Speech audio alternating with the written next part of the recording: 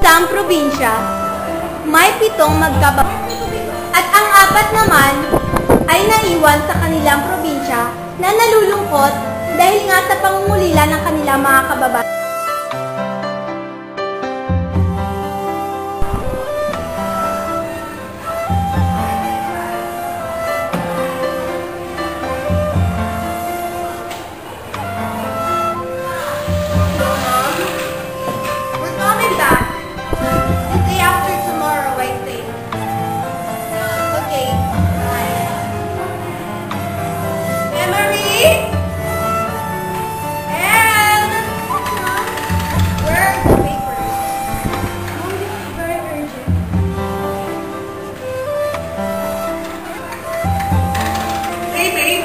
Go home now.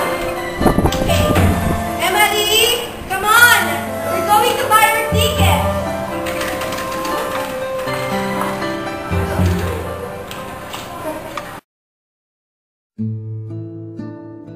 Samantalang sa probinsya, kakanin! Kakanin kayo dyan! Uy, babili naman. Ano yung tindaw? Babili naman po kami.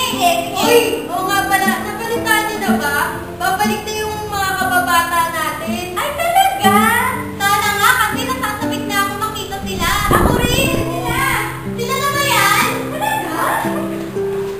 Hi! Oh, we're fine. Marunong ba kayo mag-Tagalog? Marunong makmonte. Sabagay, matagal-tagal na wala dito. Saan bansa ba kayo nanggaling? We came from Canada. Parang hindi na kayo mag-Tagalog ah. Siguro pagod na kayo. Tara, balikan mo na tayo sa amin. No, we're staying in the hotel. Sandali lang! Ba't di na nagbabago na kayo? At di na nakakalimutan nyo na rin ang sarili natin. Hindi ah. Hindi kami nanggaling kayo sa ibang bansa ay kakalimutan nyo na ang ating wika. Hindi naman namin nakakalimutan yung words natin. Ibang-iba na kayo. Parang hindi na kayo mga kaibigan namin. Bakit kayo nagbago? Hindi naman kami nagbago eh. Hindi, nagbago kayo. Kita nyo, nahihirapan na kayo magsalita ng Tagalog. Because we lived 20 years in Canada, that's why we can speak Tagalog fluently. Pero hindi yung rason, dapat mo pa rin yung kami ng sarili natin, ang sarili natin wika. Sige, we will try. Ganun din na ba kabilis makalimutan ng sariling wika? Hindi naman namin na palilitin pa rin ang nananalaysay sa inyo. Of course, we know that. Kaya dapat yung itong malaki, isa talaga kayong Pilipino.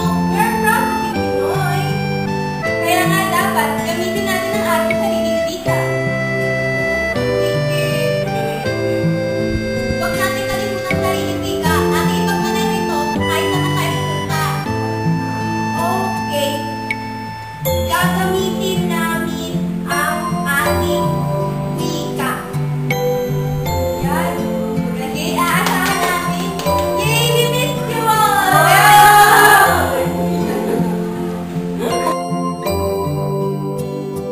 Iba!